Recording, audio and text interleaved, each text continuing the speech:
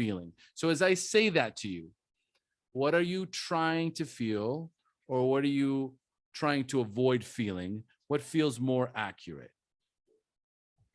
Maybe avoid feeling, just because, with recovery and things like that, all that unearthed stuff just comes out. So what is the most recent unearthed stuff that came out? Setting some super hard boundaries with my mom.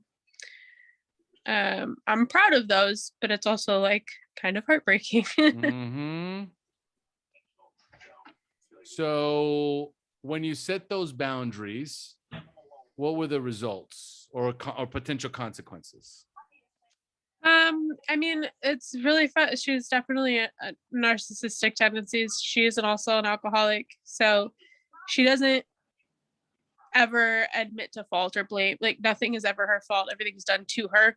Mm-hmm. And so there's never been a thing where it's like, wow, Shannon, I'm so sorry I did that to you. It's always, well, you did this, or I went to a boarding school, I left, so it was my fault that she drank, and things like that. So it's just kind of always, so I kind of just roll my eyes, and I've been brushing it off. But as of recent, she married the man that used to abuse me when I was growing up. And when I was in high school, my cousin finally had enough of it and told her she needed to choose me or this man. She chose him. I moved into my cousin's home, and then, cut to a few years later, obviously now, they got back together and now they're married. And I had to make this hard boundary that she wanted my blessing or whatever. And I'm like, first of all, no, like, you're insane. And second of all, like, you can't be around my children if you have this man with you. So if that's what you're going to choose to do, then just know that his eyeballs and my kids' eyeballs are never allowed to look at each other. Like, I made that very black and white. And it's been like, she doesn't think that I'm serious. Like, every time I talk to her, she brings it up, or she says she's going to come visit us and he's going to drive her or this, that. And I'm like, am I freaking insane? I know I've had, and I have to honestly, like, I have to have my husband sit with me because she will make me think that I'm crazy.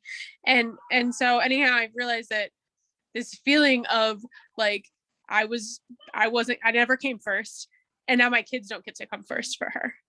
And I've been having these uneasy feelings, and I finally realized, like, it has to be that, because now I'm grieving for my kids losing this, because she was a crap mom, but she's a really great grandma.